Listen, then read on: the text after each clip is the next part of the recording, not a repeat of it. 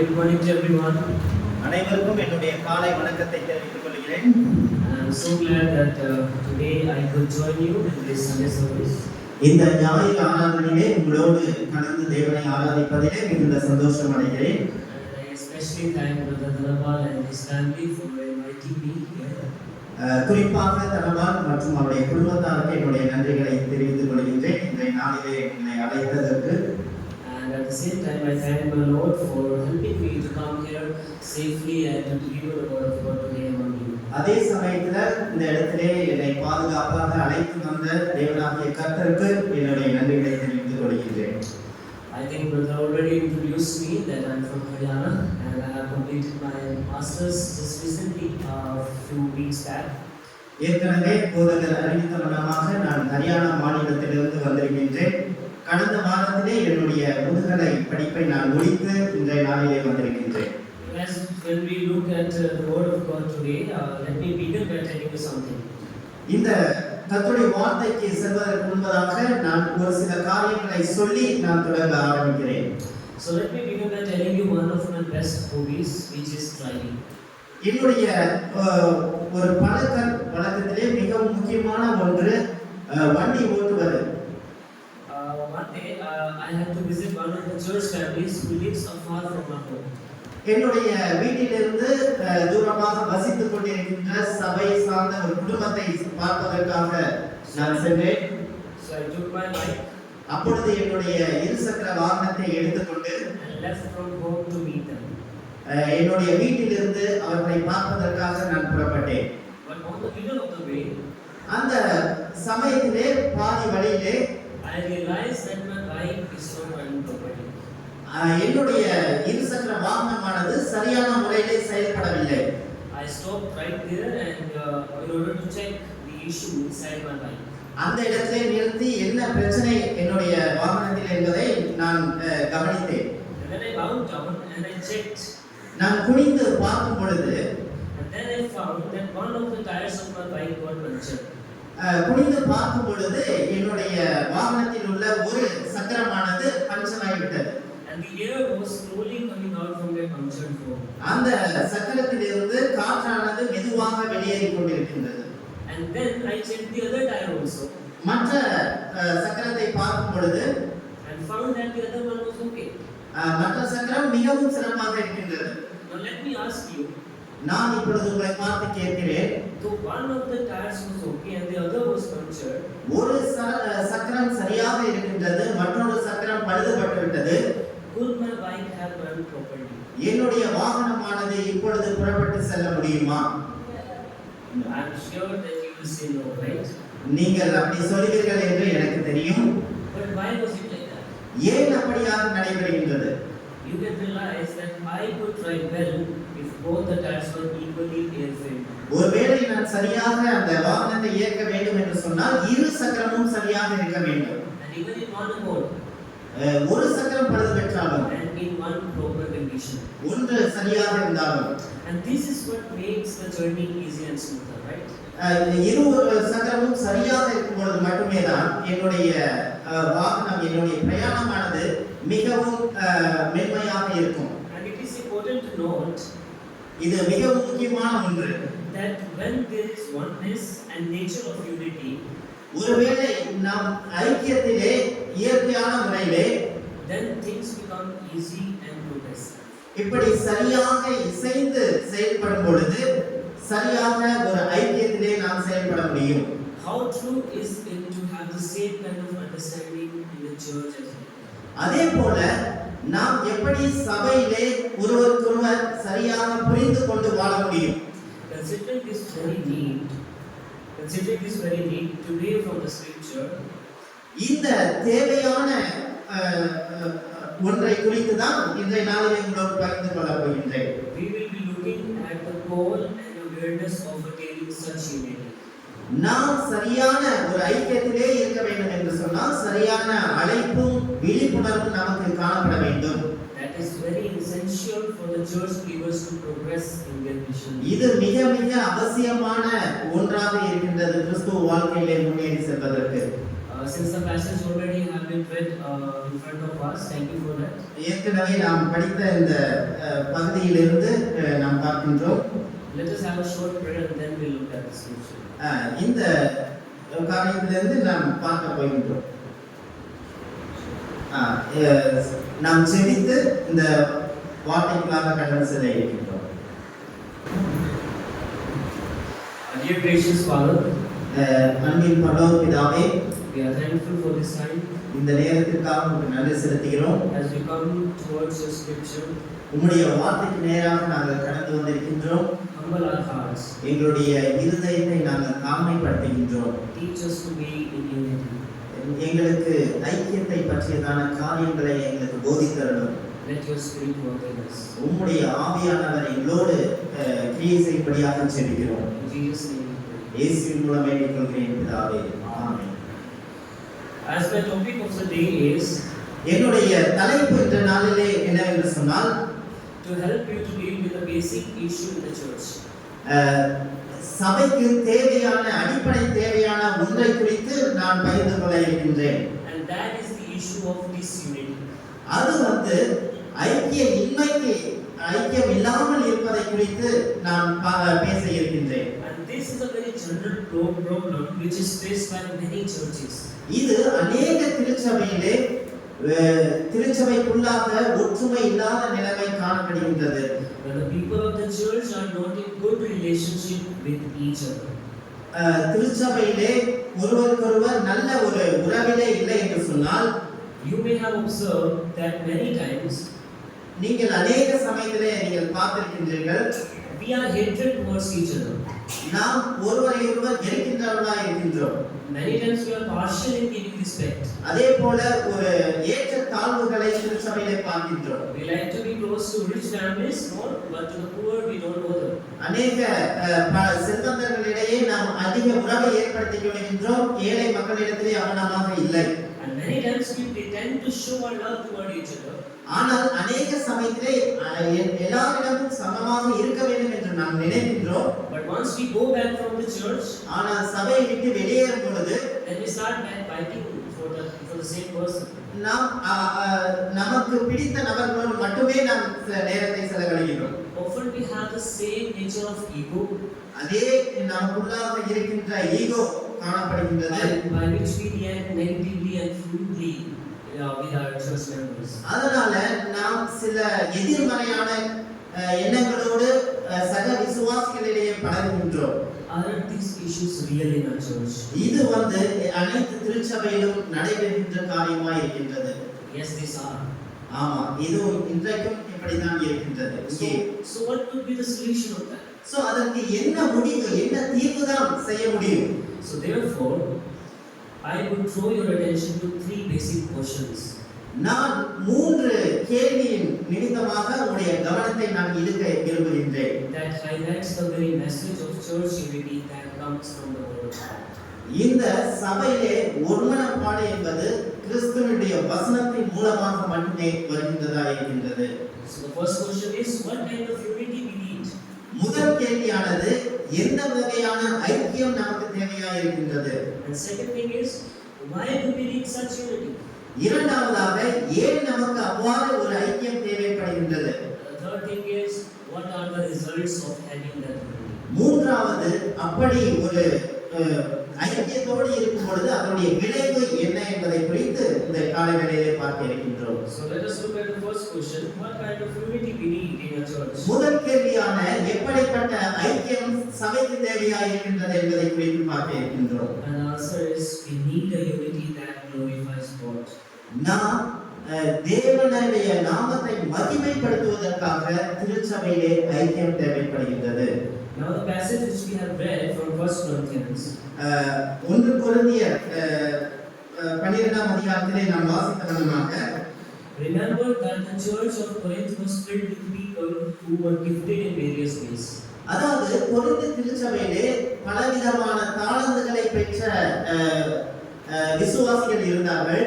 And as the people were gifted, they were compelled to show their greatness and other members of the church. அப்படிப்பட்ட தாளந்தை உடையவர்கள் அதற்கு நன்றியுள்ளவர்களாக ஒருவருக்கொருவர் இருக்க வேண்டும். Now Paul, who is the founder of this church, யார் இந்த திருச்சபையின் தலைவர், writes this beautiful note to the church as a reminder. இந்த காரியத்தை அவர்களுக்கு நினைவூட்டும் வகையிலே எழுதுகின்றதாக காணப்படுகின்றது. He wants them to know that we are going to have a heart of unity. இதனுடைய மைய பொருள் என்னவென்று சொன்னால், நாம் இசைந்து வாழ்வதற்கான இருதயத்தை பெற்றிருக்க வேண்டும். Let us look at the analogy example which Paul gives in order to make his point of unity very clear. தேவன் இந்த இடத்திலே சொல்லும் பொழுது சில திருமணத்தை குறித்து அங்கே சொல்லுகின்றார். Look at verse 12 till 14.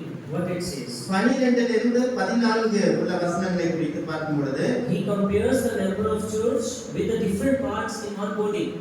அதாவது அவயங்களிலே அதாவது சரீரத்திலே பலவிதமான அவயங்கள் இருந்தாலும் ஒரே சரீரத்திலே அவை இருக்கின்றது. Verse 12 says, for just as the body is one and has many members, and all the members of the body, though many, are one body, so it is in Christ. அதாவது பல அவயங்கள் உடலிலே காணப்பட்டாலும் அது ஒரே சரீரமாக இருக்கின்றது. ஒரே சரீரத்துல அநேக அவயங்கள் கிறிஸ்துவுக்காக காணப்படுகின்றது. Paul clarifies that the people in the church are same like different parts of the body. அதே போலதான் சபையிலும் இருக்கின்ற ஒவ்வொரு நபர்களும் ஒவ்வொரு அவயங்களாக இருக்கின்றார்கள். Just for 1 minute, just look at your body and observe how many parts you have in the body. ஒருவேளை நீங்கள் உங்களுடைய சரீரத்தை பார்த்து நீங்கள் கேட்கும் பொழுது எத்தனை வகையான உறுப்புகள் இருக்கின்றது என்று. And how does each part of your body function well to run one full body? அதாவது ஒரு சரீரத்தை இயக்குவதற்கு அத்தனை அவயங்களும் எவ்வளமாக வேலை செய்கின்றது என்பதை நாம் கவனிக்க வேண்டும். Likewise, we help the church to recognize that we are from different nationalities. நாம் சபையிலே பலவிதமான நாட்டிலிருந்து வந்திருந்தாலும், different natures, பலவிதமான சுபாவங்கள் இருந்தாலும், but we are gifted and baptized by one spirit. நாம் கிறிஸ்துவின் மூலமாக ஒரே ஆவியிலே தாளந்துகளை பெற்றிருக்கின்றோம். And we are made one in spirit, though our identities are different. நாம் ஒரே ஆவியிலே பலவிதமான அவயங்களை பெற்றிருக்கின்றோம். And it clarifies that we are not gifted by the spirit to present disunity. நாம் பெற்றிருக்கின்ற இந்த ஆவியானது திருச்சபையிலே நமக்கு ஐக்கியம் இன்மைக்காக அல்ல, rather to generate unity. அதற்கு பதிலாக நாம் ஐக்கியப்படுவதற்காக நாம் பெற்றிருக்கின்றோம். But here we must know that Paul explores the theme of unity in a very specific manner.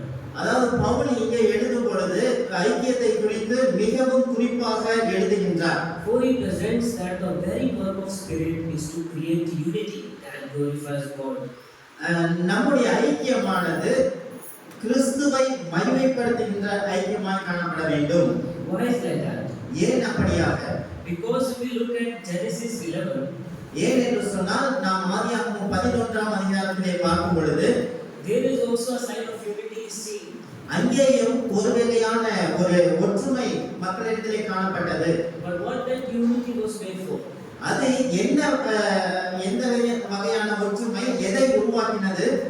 That passage talks about the Tower of Babel. அது பாபேல் கோபுரத்தை குறித்ததான சொல்லுகின்ற ஒரு ஒற்றுமையை குறித்து சொல்லுகின்றது. And the people of Israel come together in one unity. இஸ்ரவேல் மக்கள் அனைவரும் ஒருமனப்பட்டு ஒரே இடத்திலே கூடி வந்தார்கள். Which is good actually. அது நல்ல விஷயம்தான். But to make their name great. ஆனால் அவர்களுடைய பெயரை பிரஸ்தாபப்படுத்துவதற்காக அவர்கள் கூடி வந்தார்கள். And the motive of unity was such a wrong intention. ஆனால் அவருடைய நோக்கமானது தவறான முறையிலே காணப்பட்டது. And what was the result of such unity? அந்த விதமான ஐக்கியத்திலே என்ன விளைவு ஏற்பட்டது? That they led into destruction and separation. அதனால அவர்களுக்குள்ளே தடுமாற்றங்களும் பிரிவினைகளும் ஏற்பட்டது. And therefore Paul here encourages the church. அதனால பவுல் இங்கே ஊக்குவிக்கின்ற காரியம் என்னவென்று சொன்னால், that the unity which church should have must glorify God. நாம் வைத்திருக்கின்ற இந்த ஐக்கியமானது தேவனை மகிமைப்படுத்த வேண்டும். Instead of having such a unity that leads to separation or destruction. நாம் பிரிவினை ஆகுவதற்கு பதிலாக அல்லது தடுமாற்றத்துக்கு பதிலாக நாம் வைத்திருக்கின்ற இந்த ஒற்றுமையானது தேவனை மகிமைப்படுத்த வேண்டும். Now come back to 1 Corinthians. இப்பொழுது நாம் 1 கொரிந்தியர் திருப்பிக் கொள்ளலாம். Look at verse 15. 15வது அதிகாரம் 12-15 வாசிக்கும் பொழுது From there it says, அங்கே சொல்லப்படுகின்ற காரியம் என்னவென்றால், if the foot should say, because I am not hand, I do not belong to the body.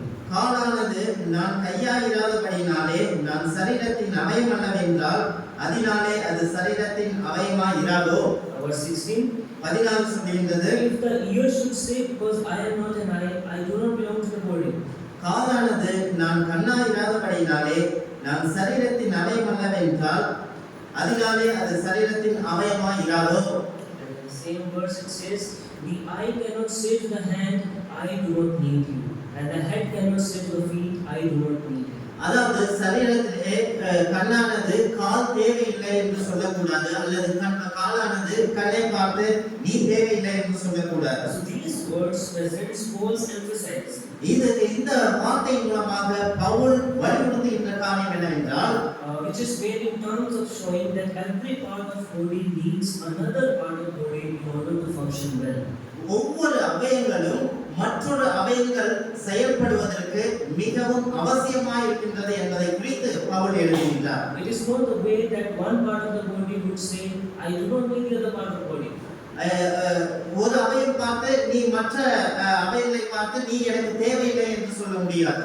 Look at verse 17, how it says. 17வது வசனத்தை பார்க்கும் பொழுது என்ன சொல்கின்றது? If the whole body were an eye, where would the sense of hearing be? சரீரம் முழுவதும் கண்ணானால் செவி எங்கே என்று சொல்கின்றது. And if the whole body were an ear, where would the sense of smell be? எல்லா சரீரமானது காதானால் எங்கே நாம் சுவாசிக்க, மூக்கானால் நாம் எப்படி சுவாசிக்க முடியும்? So Paul focuses the value of each organ.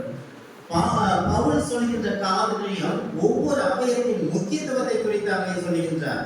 And in the same manner, அதே வகையிலே he highlights the structure of church where there are several people but needs to have unity to live with the biblical mind.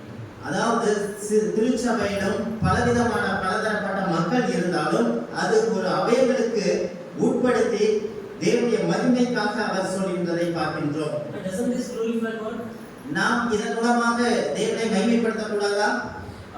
Just for example, whenever we see a beautiful painting in the market, ஒருவேளை ஒரு எடுத்துக்காட்டாக ஒரு மார்க்கெட்ல ஒரு நல்ல ஒரு அலங்காரமான வரைபடத்தை பார்க்கும் பொழுது then we glorify the maker of it, right?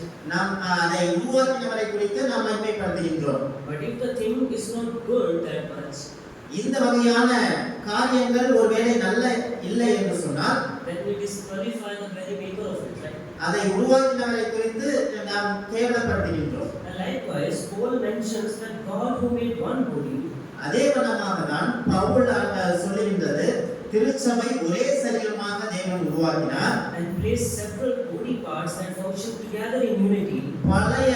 பல வகையான அவயங்களை தாளந்துகள் மூலமாக கொடுத்து ஒரே சரீரத்திலே அவர் வைத்திருக்கின்றார். And when they work together nicely, இவைகள் ஒன்றுக்கொன்று சரியாக இயங்கும் பொழுது then that body brings glory to God. அந்த வகையான சரீரமானது தேவனுக்கு மகிமையை கொண்டு வருகின்றது. And the church members should have this unity that glorifies. அதே வகையிலே சபையிலே உள்ள ஒவ்வொரு அவயங்களும் அவ்வளவாக தேவனுக்கு மகிமை கொண்டு வர வேண்டும். We as church members நாம் சபையிலே விசுவாசிகளாய் இருக்கின்றோம். are called for such unity. நம்முடைய நோக்கமானது அப்படிப்பட்ட ஐக்கியத்திலே இருப்பதுதான். That really shows that our God is great. அது தேவன் பெரியவர் என்பதை காட்டுகின்றதாய் காணப்படுகின்றது. Let us examine. நாம் நம்மை பரிசோதிக்கும் பொழுது Are we in such unity that bring glory to the name of God? நாம் நம் மூலமாக அப்படிப்பட்ட மகிமையை தேவனுக்கு கொண்டு வருகின்றோமா? Or are we having such unity that brings church into problems? இல்லது நாம் எவ்வளவாக பிரச்சனை மூலமாக பிரச்சனையை கொண்டு வருகிறோம் திருச்சபையிலே? Have Have you ever noticed that two families coming together in order to conspire or gossip against that other member of the church? அநேக சமயத்திலே பல திருச்சபைகளிலே உள்ள குடும்பங்களானது வருகின்றார்கள், மற்றவர்களை குறித்து கிண்டல் செய்கின்றார்கள். Can this glorify God? இது தேவனை மகிமைப்படுத்துமா? This unity is not unity. இது ஒரு சரியான ஐக்கியம் அல்ல. Just think, when you come together in union and gossip against the other family. நாம் ஒன்றாக மற்ற குடும்பங்களை பார்த்து நாம் கிண்டல் செய்யும் பொழுது, especially the ones whom you do not like, அதை நாம் யாரை விரும்பவில்லையோ அவர்களை, can that unity is a good unity? அப்படி நாம் ஒரு குரூப்பாக ஒரு சில குடும்பங்கள் மாத்திரம் சேர்ந்து கொண்டு மற்றவர்களை செய்கின்ற காரியம் அது சரியான ஒரு ஐக்கியப்படுமா? I believe that God does not call us for this unity. ஆனால் தேவன் நம்மை அதற்காக ஒற்றுமையாக அழைக்கப்படவில்லை. But He calls us to have good relationship that glorifies His name. நமக்கு தேவன் கொடுத்திருக்கின்ற ஐக்கியமானது தேவனுடைய நாமத்தின் மகிமையை கொண்டு வருவதற்கான ஐக்கியமாய் இருக்க வேண்டும். The second question is, why do we need such unity? இரண்டாவது கேள்வியானது, ஏன் அப்படிப்பட்ட ஐக்கியம் நமக்கு தேவை? We need unity for God commanded us to love our neighbor. தேவனுடைய கட்டளையிலே ஒன்றானது நாம் ஒருவருக்கொருவர் அன்பாய் இருக்க வேண்டும் என்பது. Love cannot be shown towards each other without being united with each other. அதாவது நாம் ஐக்கியப்பட்டு இராமல் நம்முடைய அன்பை மற்றவர்களுக்கு வெளிப்படுத்த முடியாது. Especially when the unity is made for the glory of God, then the first fruit of the Spirit, that is love, make us to obey God's command. ஒருவேளை இந்த ஐக்கியமானது தேவனால் இருக்க வேண்டும் என்று சொன்னால் அதனுடைய முதல் கனியானது அன்பை வெளிப்படுத்துகின்றதாய் காணப்படுகின்றது. The Bible gives us a very great command. தேவன் இந்த வேதாகமம் நமக்கு சொல்லுகின்ற முதல் கட்டளை மிகவும் பெரிதான கட்டளை என்றால், love the Lord your God, தேவனை முழு இதயத்தோடும், with all your heart, முழு இதயத்தோடும், with all your soul, முழு ஆத்மாவோடும், and with all your mind. முழு பலத்தோடும். The second is, இரண்டாவதாக, love your neighbor as yourself. நீ உன்னை நேசிக்கிறது போல பிறரையும் நேசி என்ற கட்டளை தேவன் கொடுத்திருக்கின்றார். And this commandment of Jesus is unable to accomplish by the church. இந்த வார்த்தையானது, இந்த கட்டளையானது திருச்சபையிலே நிறைவேறவில்லை என்று சொன்னால், if the church is not having a unity, a spirit of unity among each other, இந்த அப்படிப்பட்ட திருச்சபையிலே ஐக்கியம் காணப்படாது. just think for a while. நாம் யோசிக்கும் பொழுது, how can you love anyone without having a good relationship with that person? எப்படி நாம் ஒருவருக்கொருவர் நல்ல சரியான உறவு இல்லாமல் அவர்களை நேசிக்க முடியும்? To love any person demands a good unity or relationship, right?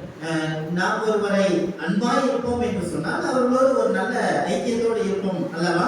And here Paul writes, Pavul இங்கே எழுதும் பொழுது he beautifully clarifies that how can one implement this command of God in his or her life.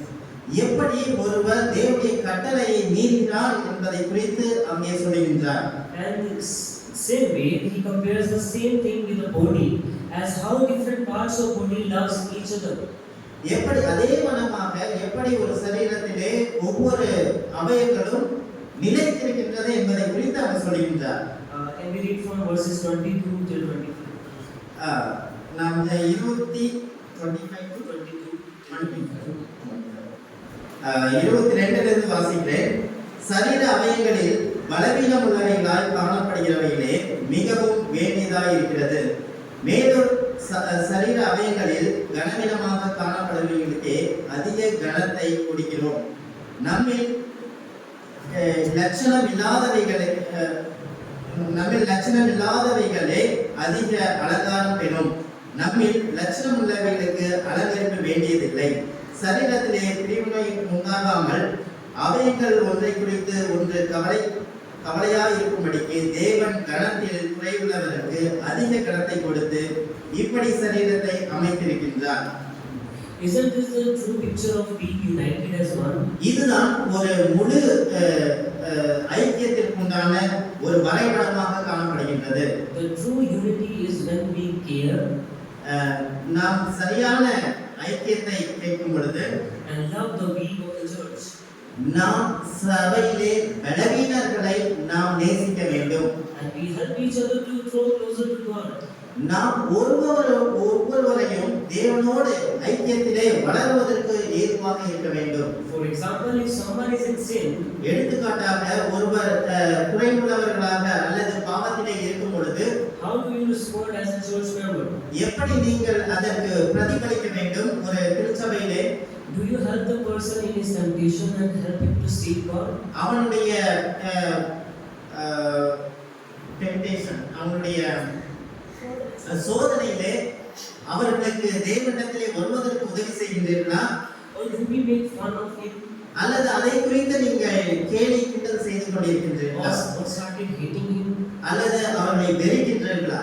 Or maybe we start telling him about his sin among the other church members? அல்லது அவனை குறித்ததான அவனுடைய பாவத்தை குறித்து மற்றவர்களிடத்திலும் மற்ற திருச்சபையிடத்திலும் சொல்லிக் கொண்டிருக்கின்றோமா? Remember, the scripture calls us to the unity that glorifies God.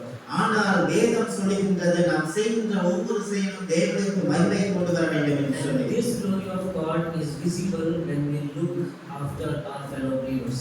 இந்த விதமான தேவனுக்கு கொண்டு வருகின்ற மகிமையானது நாம் செயல்படுகின்ற விதத்தை பொறுத்து அமைந்திருக்கின்றது. And when we have a deep concern for every believer, நாம் ஒவ்வொருவரை குறித்தும் திருச்சபையிலே கரிசனையாக இருக்கும் பொழுது, as the scripture now we read the verses, there we see that they are so much concerned, each part of the body are so much concerned towards the other part of the body.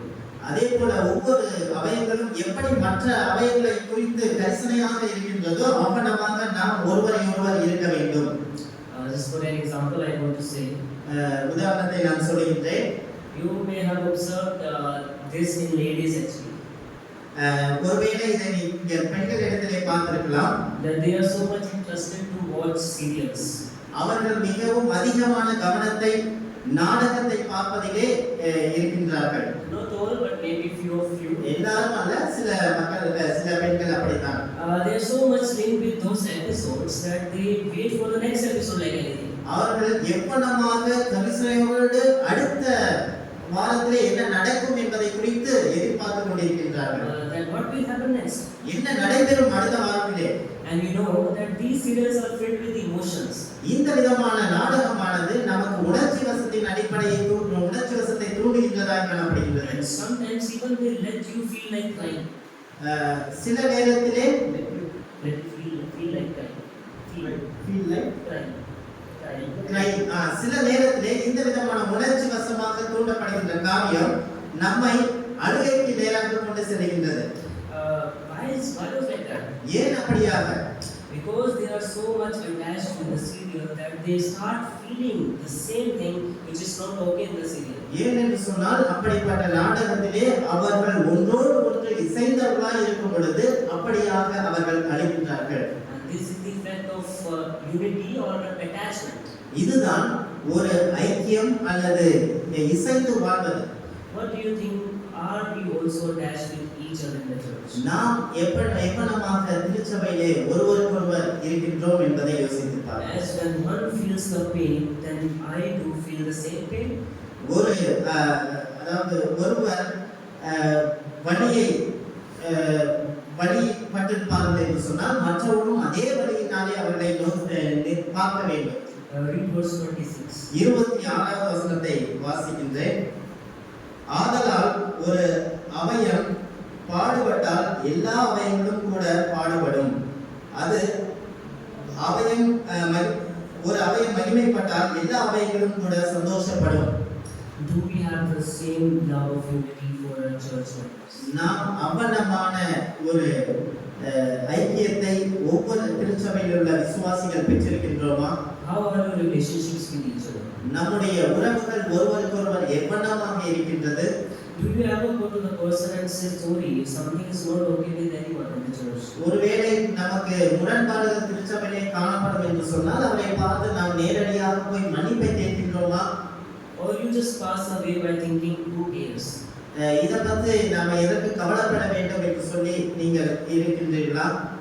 How many of you own the family who could not come to the church on Sunday? ஞாயிறு ஆராதனையிலே வராத மக்களை பார்த்து எத்தனை பேர் அவர்களை பார்த்து சந்தித்து ஏன் வரவில்லை என்று கேட்கின்றீர்கள்? Do you call them and ask them, brother or sister, how is everything? Can I pray for you? நீங்கள் அவர்களை பார்த்து என்ன ஆட்சி ஏன் வரல, எல்லாம் சரியாக இருக்கின்றதா என்று கேட்டு அவர்களுக்காக ஜெபிக்கிறீர்களா? Is everything okay? Why you couldn't come to church? எல்லாமே சரியாக இருக்கும் பொழுது ஏன் திருச்சபைக்கு வர மாட்டீர்கள்? Do you have love for your church members? நீங்கள் அவனமாக மற்ற அங்கத்தினரிடத்திலே அவனமாக அன்பு காட்டுகின்றீர்களா? Are we really loving our neighbor as God commanded us? நம்முடைய சக விசுவாசிகளை நாம் அவனமாக நேசிக்கிறோமா? தேவன் நேசித்தது அவனமாக? My friends, I would encourage you to consider the very command of God. நான் இன்றைய காலை வேளையிலே உங்களை பார்த்து ஊக்குவிக்கின்ற காரியம் என்னவென்று சொன்னால், தேவன் நமக்கு கட்டளையிட்ட பிரதான கட்டளையை நிறைவேற்றுகிறோமா என்று நாமே யோசித்து பார்க்கிறோம். And that is love your neighbor. நாம் ஒருவரை ஒருவர் நேசிக்கிறவர்களாய் காணப்பட வேண்டும். And this can be first done in the church. இதுதான் திருச்சபையிலே அடிப்படையான தேவையாக இருக்கின்றது. And what is the third question? மூன்றாவது கேள்வி என்னவென்று சொன்னால், what are the results of having this unity? இப்படிப்பட்ட ஐக்கியம் காணப்படும் போது அவருடைய விளைவு என்னவாய் இருக்கின்றது என்று நாம் பார்க்கிறோம். There are two results which the Bible presents. அதனால ஏற்படுகின்ற இரண்டு விளைவுகளை குறித்து வேதம் நமக்கு சொல்லுகின்றது. The first result is that such unity results in our growth in the Lord. முதலாவதான விளைவு என்னவென்று சொன்னால், இந்த விதமான ஐக்கியமானது நாம் தேவனிடத்திலே ஆவிக்குரிய ஜீவிதத்திலே வளர்ந்து செல்கின்றதை காட்டுகின்றது. As Paul encourages them to have unity, நமக்குள்ளாக ஒருவரை ஒருவர் எந்த விதமாக உற்சாகப்படுத்தும் பொழுது, at the same time he shows them, அதே வகையிலே அவர்கள் காண்பிக்கின்ற காரியம் என்னவென்றால், if there is such kind of unity among church leaders, அப்படிப்பட்ட ஐக்கியம் திருச்சபையிலே இருக்கும் பொழுது, then there is a progression in the church. திருச்சபையிலே வளர்ச்சியை பார்க்கின்றோம். But what kind of progression? எப்படிப்பட்ட வளர்ச்சியை பார்க்கின்றோம்? Not only in numbers, எண்ணிக்கையிலே மாத்திரமல்ல, but progression in our spiritual growth and sanctification in the Lord. நம்முடைய ஆவிக்குரிய ரீதியாகவும் தேவனுடைய நீதியிலே வளர்கின்ற வளர்ச்சியிலும். Look at verse 28. 28வது வசனத்தை பார்க்கலாம். And here a number of gifts given which God has placed in the church. திருச்சபையிலே பலவிதமான காலங்களை கொடுக்கப்பட்டிருக்கின்றது. தேவனால் சபையிலே முதலாவது அப்போஸ்தலரையும், இரண்டாவது தீர்க்கதரிசிகளையும், மூன்றாவது போதகர்களையும், பின்பு அற்புதங்களையும், பின்பு குணமாக்கும் வரங்களையும், ஊழியங்களையும், ஆளுகைகளையும், பலவிதமான வாசைகளையும் ஏற்படுத்தினார். In this list, இந்த வரிசைப்படியிலே there are apostles given to found the church of God. முதலாவது அப்போஸ்தலர்கள் who found the church of God. திருச்சபையிலே காணப்படுகின்றார்கள். The prophets who interpret God's word for the church. தீர்க்கதரிசிகள் தேவனுடைய வார்த்தையை வியாக்கியானம் செய்கின்றார்கள். There are teachers who help them to teach and follow God's word. கண்காணிகள் தேவனுடைய வார்த்தையை போதிக்கின்றார்கள். There are miracles that draw us to God's glory and power. அநேக அற்புதங்கள் செய்கின்றவர்கள் தேவனுக்கு மகிமை கொண்டு வருகின்றார்கள். Gifts of healing that transform our life and make us to trust in the Lord. அதேபோல சுகமளிக்கும் வரங்களை உடையவர்கள் சுகத்தின் மூலமாக அவருடைய வாழ்க்கையை மாற்றுகின்றார்கள். Those gifted people who are helping you. இப்படிப்பட்ட தாளந்துகள் உடையவர்கள் ஒருவருக்கொருவர் உதவியாக இருக்கின்றார்கள். And those people who are guiding us. அவர்கள் நம்மை வழிநடத்துகின்றார்கள். And even different kind of tongues. பலவிதமான பற்பல பாஷைகளை பேசுகின்றார்கள். Tongue here refers to language. இங்கே சொல்லப்படுகின்ற அந்நிய பாஷையானது அது மொழியை குறித்து சொல்லுகின்றது. As I do not know Tamil and I am speaking with you in English and encouraging you to read God's word. எனக்கு தமிழ் தெரியாதனாலே நான் ஆங்கிலத்திலே நான் போதித்து உங்களுக்கு தேவனுடைய வார்த்தையிலிருந்து நான் ஊக்குவிக்கின்றேன். So these gifts in the church, இந்த விதமான வரங்கள் திருச்சபையிலே கொடுக்கப்பட்டிருக்கின்றது. are given by the Spirit of God. இது தேவனுடைய ஆவியினாலே பரிந்துரைக்கப்பட்டது. Why? ஏன்? So that we may grow together in the Lord. இதனால் நாம் அனைவரும் ஒற்றுமையாக சேர்ந்து தேவனுடைய காரியத்திலே வளர்வதற்கு ஏதுவாக. These are not given so that we may become boastful or prideful. இது கொடுக்கப்பட்ட இந்த தாளந்துகள் வரங்கள் நம்மை நாமே பிரபலப்படுத்திக் பெருமை கொள்வதற்கு அல்ல. By saying that I am great in the church. நான் தான் இந்த திருச்சபையிலே பெரியவன் என்று are gifted to progress each other in the knowledge of God. நாம் பெற்றிருக்கின்ற இந்த வரங்களானது நாம் ஒருவரையொருவர் தாங்கி ஆவிக்குரிய ஜீவியத்திலே வளர்வதற்காக கொடுக்கப்பட்டிருக்கின்றது. Look at chapter 14, the same book, chapter 14, verse 12. இந்த 1 கொரிந்தியர் 14ஆம் அதிகாரம் 4வது வசனத்தை வாசிக்கும் பொழுது Read what it says. அந்நிய பாஷையில் பேசுகிறவன் தனக்கே பக்தி விருத்தி உண்டாக பேசுகின்றான், தீர்க்க தரிசனம் சொல்லுகிறவனோ சபைக்கு பக்தி விருத்தி உண்டாக பேசுகிறான். And also let's read Ephesians chapter 4, verses 11 till 13. எபேசியர் 4ஆம் அதிகாரம் 11 13 உள்ள வசனங்கள். Ephesians chapter 4, verses 11. 4ஆம் அதிகாரம் 11 வாசிக்கலாம். மேலும் நம் அனைவரும் தேவனுடைய குமாரனை பற்றும் விசுவாசத்திலோ அறிவிலோ ஒருமைப்பட்டவர்களாகி கிறிஸ்துவின் நிறைவான வளர்ச்சியின் அளவுக்கு தக்க பூரண புருஷராகும் வரைக்கும் பரிசுத்தவான்கள் சீர்கொண்டு கொண்டு சுவிசேஷ ஊழியத்தின் வேலைக்காகவும் கிறிஸ்துவின் சரீரமாகிய சபையானது பக்தி விருத்தி அடைவதற்காகவும் அவர் சிலரை அப்போஸ்தலராகவும் சிலரை தீர்க்கதரிசிகளாகவும் சிலரை சுவிசேஷகராகவும் சிலரை மேய்ப்பராகவும் போதகராகவும் ஏற்படுத்தினார். Yeah, I hope you are able to discern that we are united by looking at our several gifts in the church. நாம் பெற்றிருக்கின்ற இந்த வரங்களானது தேவனுடைய நாமத்தின் மகிமைக்காக இருக்கின்றது என்பதை நீங்கள் அறிந்திருக்கிறீர்கள் என்று நான் The நினைக்கிறேன். purpose of these gifts are rightly given here.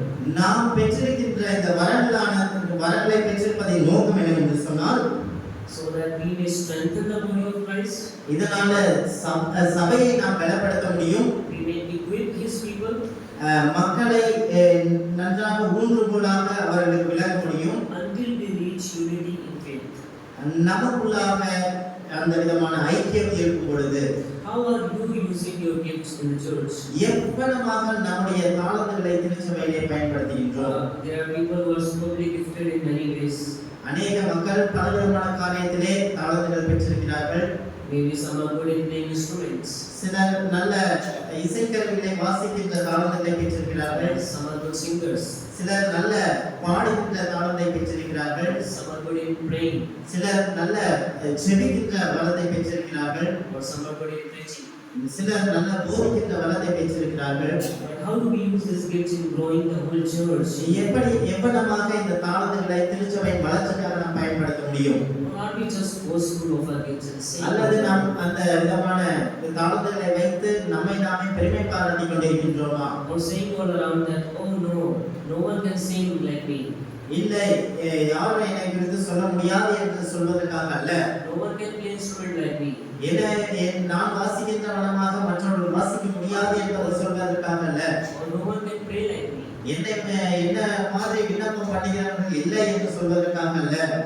Just the people who are leading in the church, especially in the front stage. முன்பதாக வந்து திருச்சபையை நடத்துகின்றவர்கள் Do you come together and pray and ask God's grace? தேவனுடைய கிருபையினாலே நாம் ஒன்றாக இணைந்து ஜெபிப்பதற்காக வருகின்றோம்.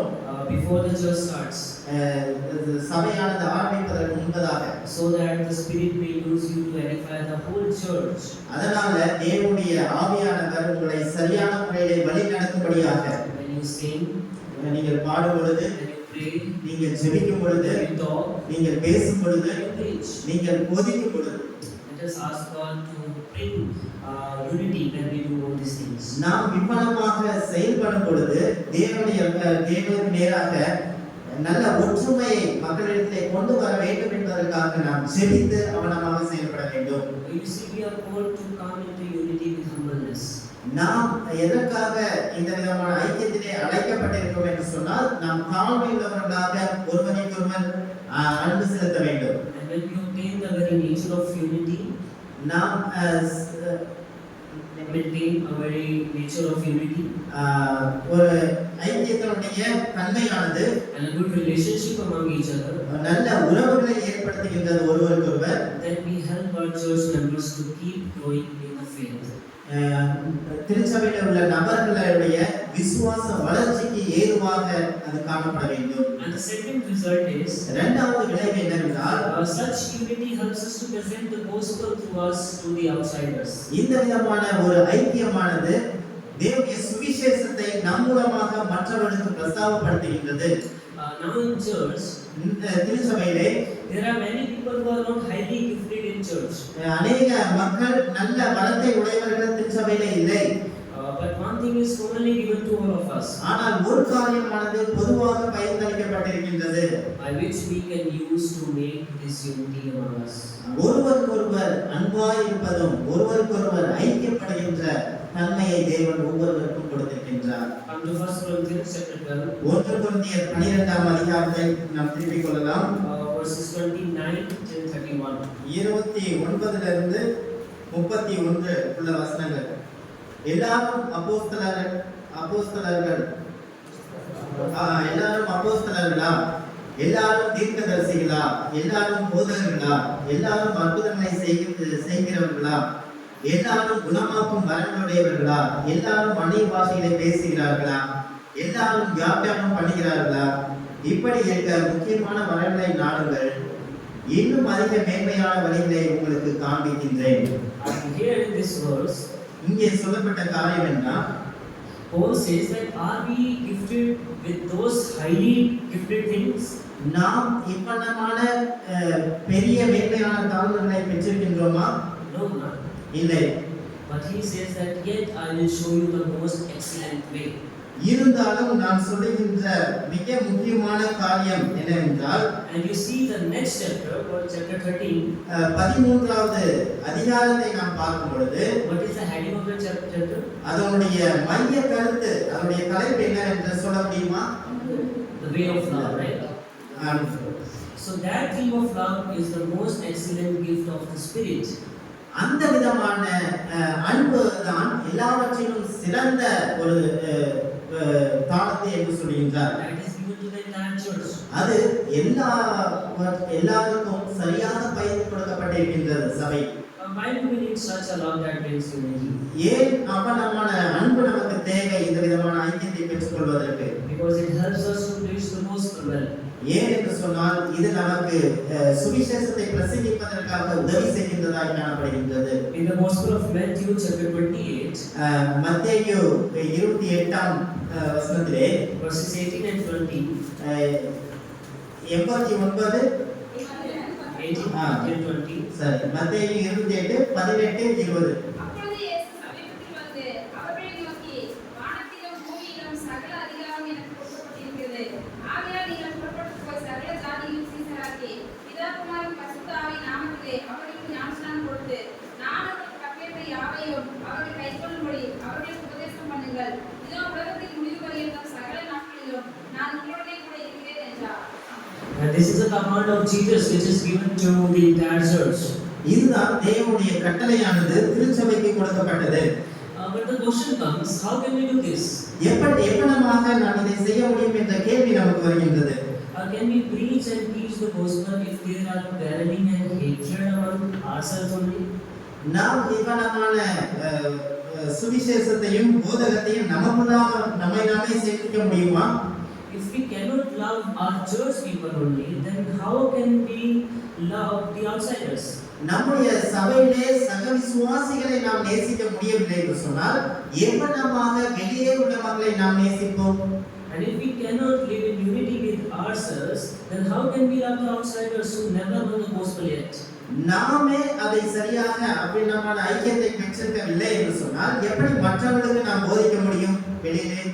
If we are not living in unity and we think of preaching the gospel, நாம் இவ்வளவாக ஒரு சரியான உறவிலே இல்லாமல் நாம் சுவிசேஷத்தை பிரசங்கிப்போம் என்று சொன்னால் then you may fail in doing that. அது நமக்கு தோல்வியை கொண்டு வரும். Why? ஏன்? Because those outsiders will only accuse you. ஏன் என்று சொன்னால் மற்றவர்கள் உங்களை பார்க்கும் பொழுது உங்களை குற்றப்படுத்துவார்கள். That you only don't have good relationship with each other. நீங்களே ஒருவருக்கொருவர் அன்பா இல்லை என்று சொன்னால் So how can you bring us into love? மற்றவர்களை எப்படி நீங்கள் கொண்டு வர முடியும்? And this is your Bible teaches. இதுவாக நமக்கு வேதம் போதிக்கின்றது. And this is why Bible tells us இப்படித்தான் வேதம் சொல்லுகின்றது. In order to preach the gospel, நீங்கள் சுவிசேஷத்தை பிரசங்கிக்க வேண்டுமானால் the very excellent way that helps us to come in unity is love. நாம் ஒருவரையும் சரியான ஐக்கியத்திலே கொண்டு வர வேண்டும் என்று சொன்னால் ஒருவரை ஒருவர் நாம் நேசிக்க வேண்டும். Look at Ephesians chapter 4 verse 15. எபேசியர் 4:15 நாம் வாசிக்கும் பொழுது கர்த்தருடைய சத்தியத்தை கைக்கொண்டு தலையாய கிறிஸ்துவுக்குள் எல்லாவற்றிலேயும் நாம் வளருகிறவர்களாய் இருக்கும்படியாக அப்படி செய்தார். We see that this is the result of our unity. இதுதான் ஐக்கியத்தினுடைய விளைவாக காணப்படுகின்றது. That we can present the very gospel, to the world through our character of oneness. நம்மை உருவாக்கினவரை இவ்வனமாகத்தான் மற்றவர்களுக்கு காண்பிக்க முடியும். And maintaining good relationship. நல்ல உறவுகளை பலப்படுத்தும் பொழுது Friends, if you are lacking in unity, ஒருவேளை நீங்கள் அவனமான ஐக்கியத்திலே குறைவுள்ளவர்களாக இருப்பீர்கள் என்று சொன்னால் then our ministry of preaching and sharing gospel to others are of no use. நாம் செய்கின்ற சுவிசேஷமும் போதகமும் எல்லாம் வீணாக இருக்கும். We may think that we are doing so good, நாம் நினைக்கின்றோம் நாம் நன்றாக செய்து கொண்டிருக்கிறோம் என்று சொல்லி, but our relationship with church members will stumble our ministry work.